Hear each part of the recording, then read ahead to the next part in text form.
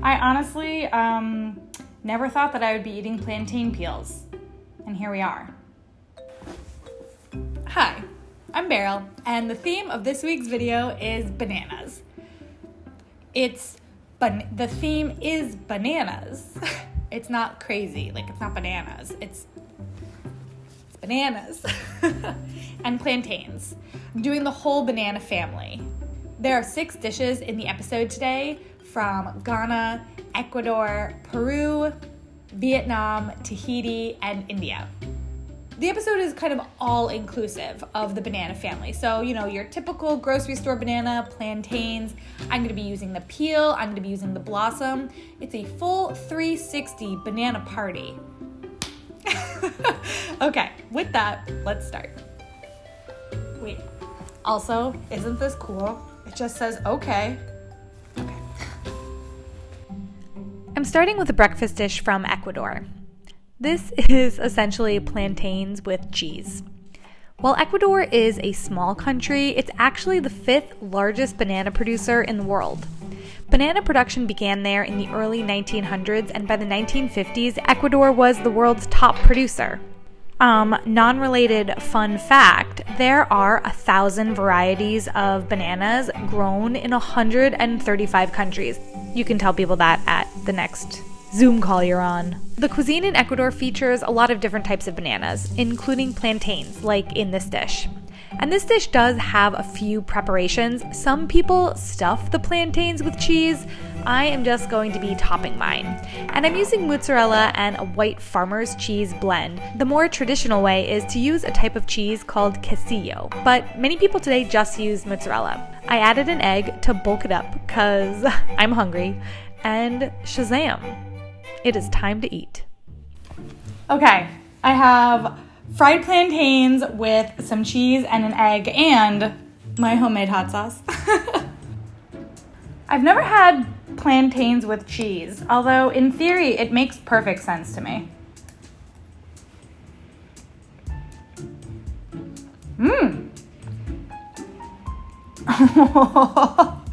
That is so good.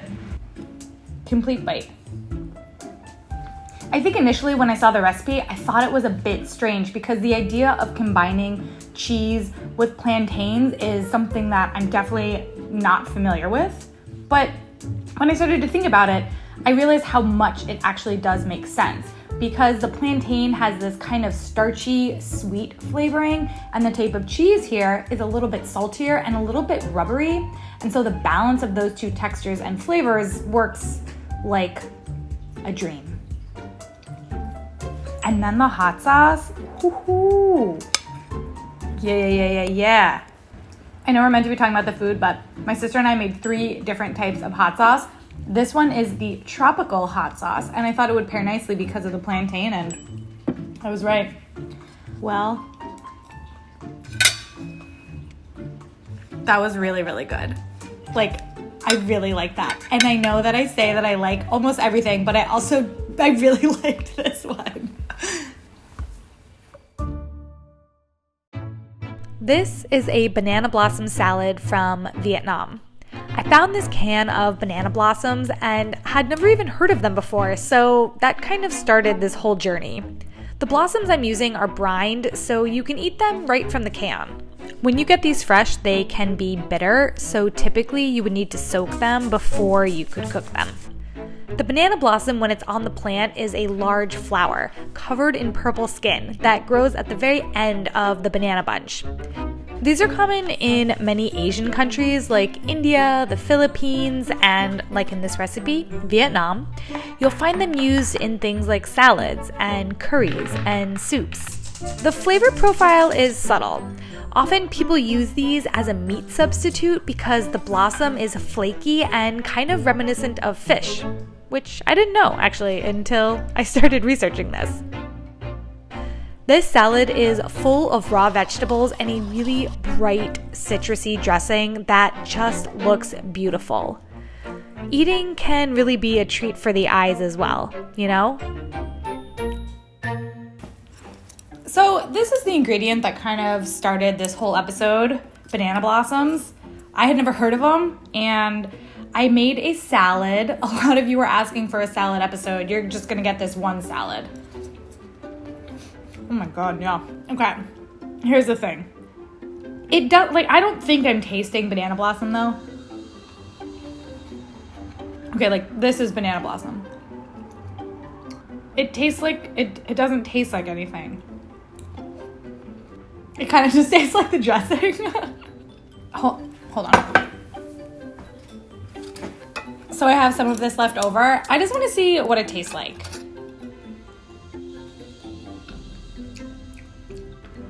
It doesn't really taste like it. You know, it kind of tastes like artichoke hearts when you buy them in a can. Maybe a little bit like jackfruit when you buy it in brine in a can. So the banana blossom in essence is just like a proxy for the dressing that I made. I love salads like this. It's so beautiful. Okay, actually, to be frank, it's purple cabbage. Like every time I see a dish where I'm like, oh my God, that dish is amazing. Look at that. It's probably just full of purple cabbage because I'm a sucker for it. The peanuts add a nice crunch. All the vegetables are crunchy in themselves, but the peanuts are like a bigger crunch. I like that. I love a crunchy salad. God forbid somebody serves me a soggy salad, honestly. That would get me. This is a really cool example to show you that you can use banana adjacent things and you're not gonna end up with something that tastes like bananas. This was savory and delicious. This dish comes from the state of Kerala in India, which is actually in the south of the country. The region is quite tropical down there, and it is full of beautiful backwaters that you can boat around. Kerala is often called the land of spices, so it's no surprise that the dishes from this state are full of flavor. India is actually the world's leading banana producer, and the cuisine reflects that. You will find a slew of dishes that use the meat, the blossom, even the stem. I've seen at weddings and buffets banana leaves that are used for serving, and in this case, there are dishes that use the banana skin as well. It's a holistic use of the plant, which I really admire. Just a quick cooking note, what I'm doing here is something called tempering, where you take whole spices and roast them quickly in oil to enhance their flavors.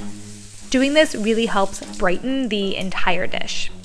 Okay, back to the plantain skin. The skin is actually full of vitamin A, and it's said to help keep your skin looking young, so cheers to that. I'm adding a bit of rice and a dollop of yogurt because Southern Indian cuisine is hot. And ta-da! It is done. Plantain peels. I was really drawn to this recipe because I am a big believer in no-waste cooking and using everything that you can however you can. This is something that I had never thought about, so I was very excited and I had to incorporate it into this episode. I mean, we're using all parts of the plant really, right?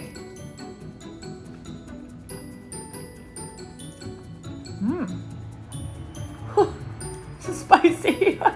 South Indians do not mess around. Oh my God. The coconut's really nice. The plantain peel just kind of tastes like a vegetable. Which vegetable, I couldn't tell you. But it doesn't taste like a plantain. It really just has texture, and that's not a bad thing. Whoa. Oh, cool. One thing to make note of, if you were going to try to make this recipe, I recommend you get organic plantains, just because when they're spraying pesticides, all of that is going onto the skin. And you can soak them and clean them, but it's better to just avoid that if you can altogether and just buy an organic one. Since this is my first time cooking this dish, I obviously don't know if I've cooked it right. I think that I cooked the plantain peel correctly though, because it's got a little bit of crunch still. You know, it's just tender. It's not mushy. And I feel like if it was mushy, this dish would not be as good. I bet you if I served you this and did not tell you that you were eating plantain skin, you wouldn't know. And you would just be like, oh my God, Beryl, thank you so much. This dish is so good. What is it? And I would just be like, go on, just keep eating. I really like it because it's using all the elements of fruit. And that to me is a really important thing in cooking, to try to waste less. And it's delicious. So it's a win-win. Win-win. Win-win. You don't say it like that. It's a win-win. I've said it too many times now. Nothing makes sense anymore. This is a banana dessert from the island of Tahiti called poed. I was trying to find something similar to banana bread without it being banana bread, and when I found this dish, I was intrigued.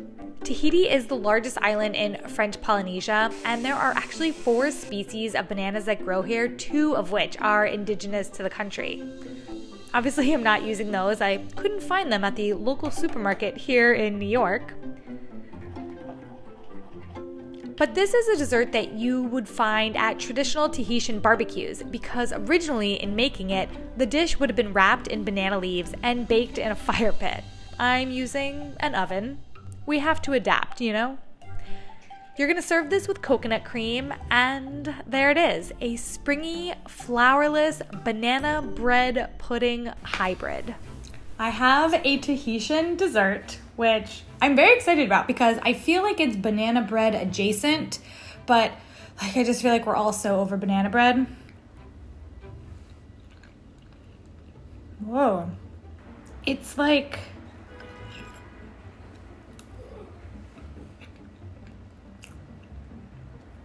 What is happening here? I have no idea how to describe the texture of this. Spongy? It's kind of got like the vibes of being mochi, but it's not quite mochi because it's not like bouncy. It's more sponge-like. Cornstarch is definitely what makes the consistency what it is. It's interesting, definitely something that requires a lot of time because it had to be in the refrigerator for like 3 hours.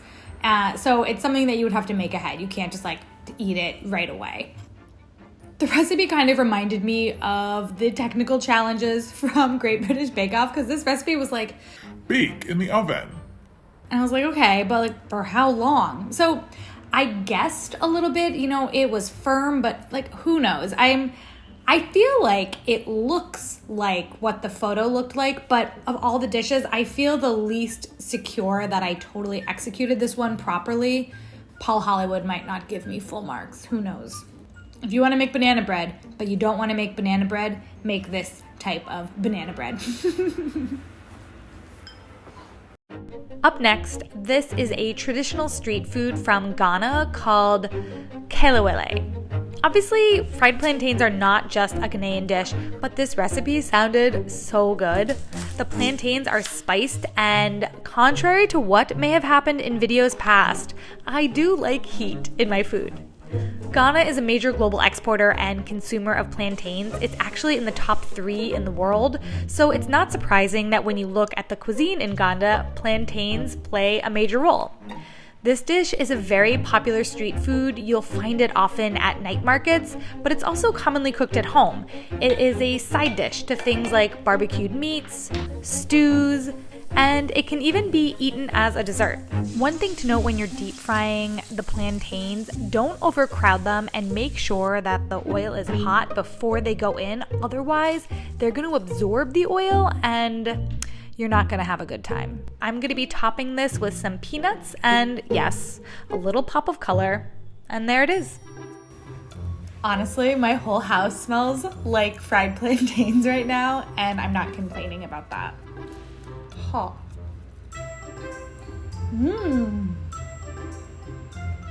Deep frying can always be kind of scary, but then like once you get going, it's not so bad. It's kind of invigorating. These honestly, kind of taste like sweet potatoes. This is one of those foods that you could just mindlessly eat, you know? Just like...